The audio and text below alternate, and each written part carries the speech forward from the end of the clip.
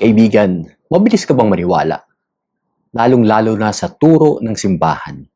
Specifically, yung tungkol sa banal na Trinidad o tinatawag nating Holy Trinity sa English. Pag-usapan nga natin yan. Dito, sa Landas ng Pag-asa. Ako po si Alvin at ngayong araw na ito, tayo magnilay sa Aklat ni Juan. Chapter 16, verses 12 to 15. Sa ating gospel, ang maunang salita ni Jesus ay ito. Marami pa akong sasabihin sa inyo, subalit hindi pa nyo kayang tanggapin sa ngayon. 3 taon. 3 taon niyang nakasama ang kanyang mga apostles at mga tagapagsunod. Ngunit alam ni Jesus na hindi sapat ang panahon na ito. Marami pa ang kanyang dapat ituturo sa kanila. Ngunit maiksi na ang panahon at siya'y kailangan ng umakyat muli sa langit. Anong solusyon ni Jesus para ma-address ang concern na ito, ang issue na ito? Ito ay ang pagpapadala ng banal na Espiritu Santo sa ating lahat. Bakit ba? Ano ba ang halaga? Ano bang importansya? Ba't kailangan ipadala ni Jesus ang banal na Espiritu Santo? Upang gabayan tayo at ang simbahan sa tamang paraan ng pamumuhay. Ngunit pagdating ng Espiritu ng katotohanan, papatnubayan niya kayo sa buong katotohanan sapagkat ang sasabihin niya ay hindi mula sa kanyang sarili, kundi ang kanyang narinig at ipapahayag niya sa inyo ang mga nangyari sa hinaharap. Ang lahat ng ito ay magbibigay ng parangal sa Diyos at kay Jesus. Pararangalan niya ako sapagkat tatanggapin ng Espiritu mula sa akin ang ipapahayag niya sa inyo.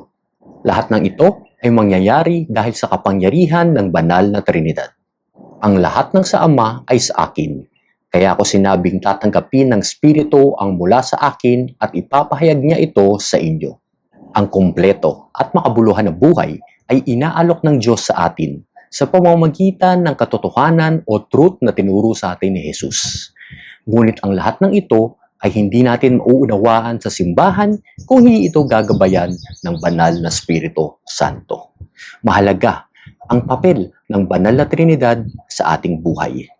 Mahirap paniwalaan ito, pero ito ang pinaka-importanting doktrina sa ating paniniwala bilang mga Kristiyano.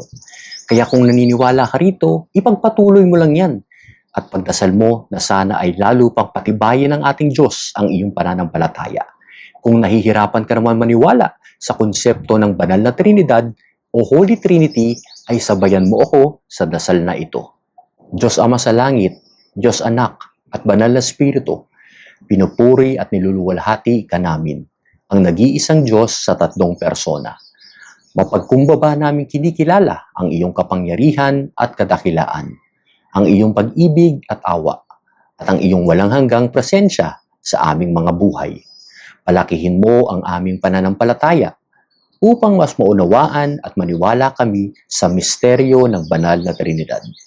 Tulungan kaming mamuhay ayon sa iyong kalooban at gawin ang lahat nang naayon sa iyong kalooban ni Hesukristo, aming Panginoon at tagapagligtas.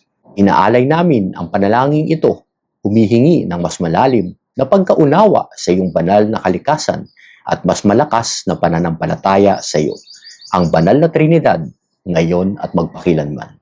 Na-bless ka ba ng pagdinilay na ito? Pakilike mo naman, i-share mo sa mga kaibigan mo, itag mo yung mga pangalan nila doon sa comment section natin sa baba. Tulungan mo kami maghatid ng pag-asa sa mas maraming tao. God bless your week!